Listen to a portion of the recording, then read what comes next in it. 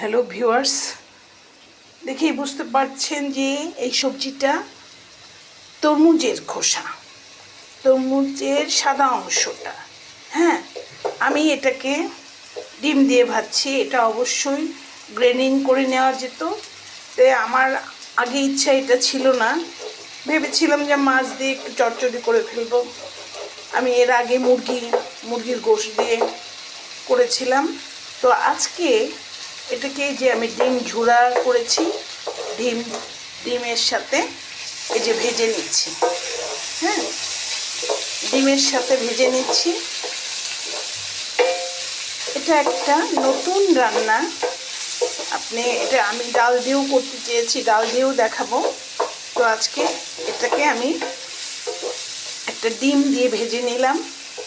তো এই জন্যই ভালো লাগলো যে আপনাদের সঙ্গে একটু শেয়ার করব, এই জন্যই ভালো লাগলো।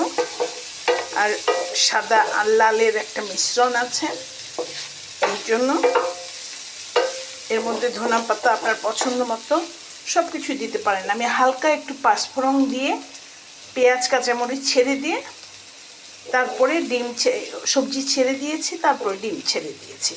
এভাবেই আস্তে আস্তে করে ভেজে ফেলবো ঢেকে ঢেকে। আমি একটু কাঁচামরিচ আনতে যাব, হ্যাঁ, একটু রেখে যাব, একটু ঢেকে দিয়ে যাব।